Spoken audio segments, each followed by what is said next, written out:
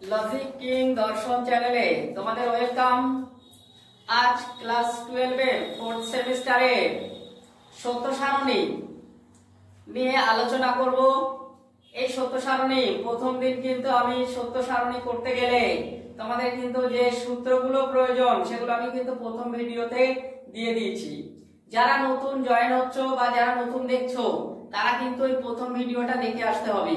যদি না দেখে আসো তাহলে কিন্তু লজিক পারবে না, ঠিক আছে?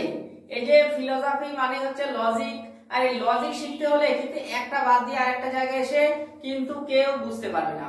তোমাদের বারবার বলছি, যদি লজিক শিখতে চাও তাহলে আমার চ্যানেলটা ফলো করো, আমার চ্যানেলটা সাবস্ক্রাইব করে রাখো। আশা করি ফিলোসফির 100% লজিক তোমাদের আমি শেখাতে পারবো।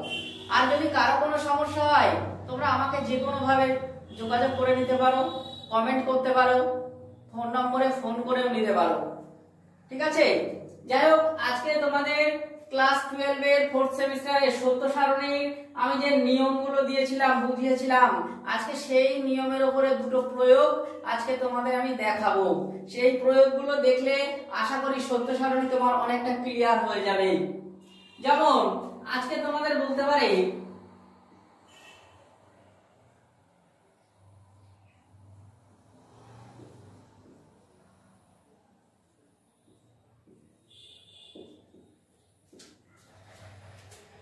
একটি প্রমাণ করো।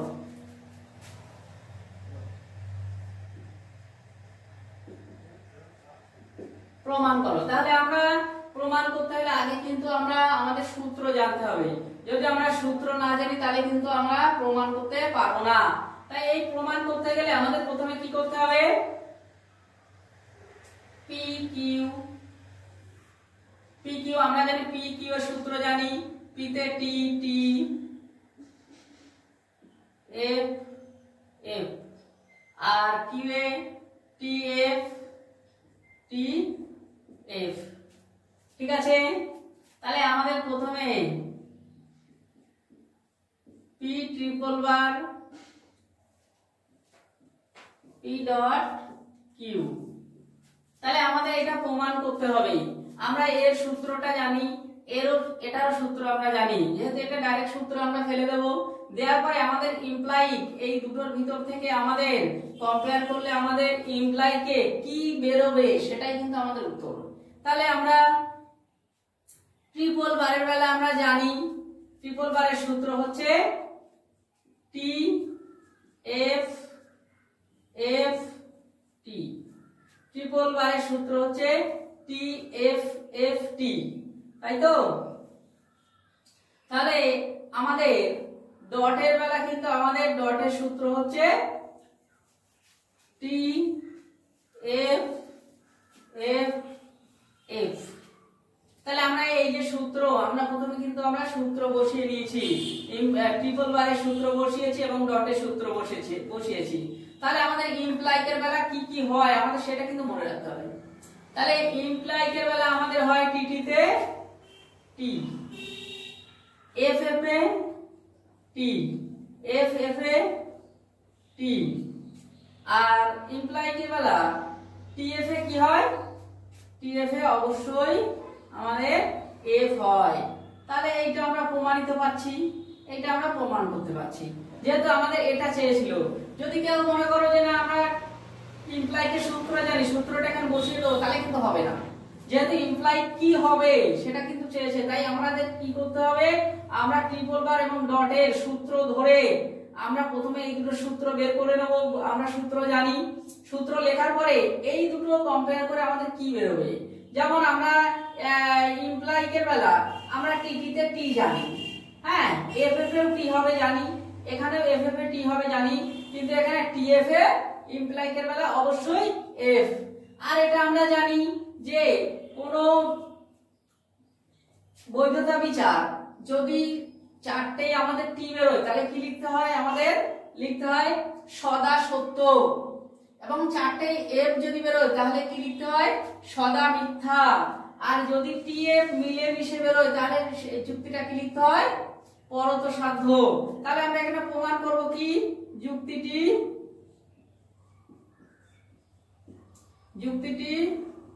পরত সাধ্য।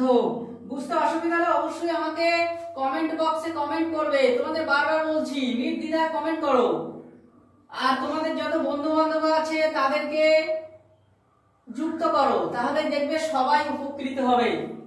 যুক্তিটি পরত সাধ্য।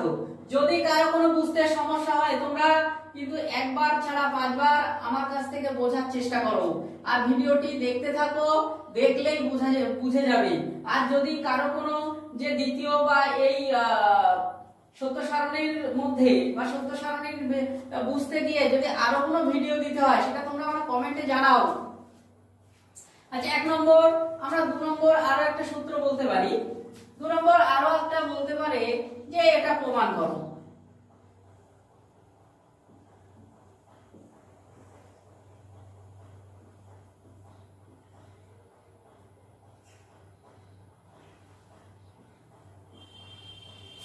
বলতে পারে এটা প্রমাণ করো। তাহলে এটা একটা নতুন তোমাদের সত্য সারণী দিয়েছি, তাহলে আমরা আবার একই সিস্টেমে করব।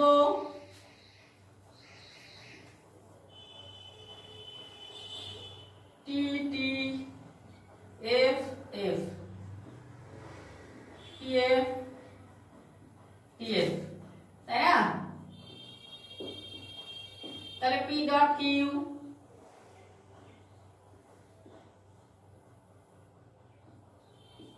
তাহলে আমরা পরিষ্কার জানি ডটের সূত্র কি? ডটের সূত্র হচ্ছে টি F F F T F F. আচ্ছা ইমপ্লাইক এর সূত্র হচ্ছে টি এফ টি টি। তাহলে আমরা পরিষ্কার সূত্র পেয়ে যাচ্ছি। এইবারে মজাটা হচ্ছে এখানে,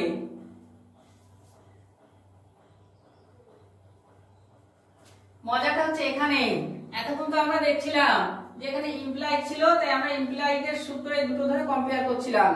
কিন্তু আজকে এখানে দেখছি আমরা এই যে নট এর চিহ্নটা দেয়া রয়েছে। তোমরা সূত্র সারণীর প্রথম যখন আমি সূত্র লেখাই সেখানে দেখবে একটা নট এর সূত্র দেয়া রয়েছে। নট মানে কি? যেটা হবে তার উল্টোটা লিখতে হবে। টি থাকলে এফ হবে আর এফ থাকলে টি হবে। তাহলে আমরা এটাকে প্রমাণ করলেই বুঝতে পারবে। ভেলের বেলা আমাদের কি ছিল? টি তে টি ছিল, তাই এখানে না না রয়েছে, তার মানে কি টি টির উল্টোটা কি হবে? এফ হবে। পরিষ্কার জিনিস, টির উল্টো হবে এফ। পরিষ্কার? আচ্ছা এফ এফ এ কি হয়েছিল? ভেলের বেলা এফ ছিল, তাহলে আমরা কি করব? টি করব, টি, তাই তো? আচ্ছা আবার এফ টি তে টি ছিল, তাহলে আমরা কি করব? এফ করব।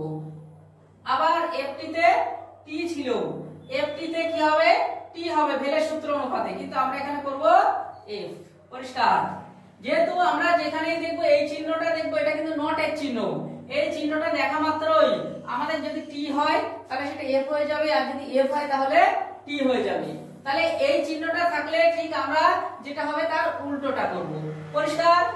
কারো কোনো বুঝতে অসুবিধা হলে আমি বারবার তোমাদের বলছি তোমরা আমাকে কমেন্ট করো এবং ভিডিওটি দেখো। দেখলে তোমাদের কিন্তু যারা টিচার নিয়ে পড়ছো তাদের আশা করি টিচার ছাড়াও আমার এই চ্যানেল দেখলে তোমাদের সাবজেক্ট কমপ্লিট হয়ে যাবে। আচ্ছা দেখো তাহলে এখানে কি কি বেরোলো? টি এফ এফ। তাহলে আমাদের এখানেও কিন্তু সব টি বেরোলে কি হতো? পরত সদা সত্য, আবার সব এফ হলে সদা মিথ্যা। এই যুক্তিটি হয়েছে কি? পরত। যুক্তিটি পরত সাধ্য।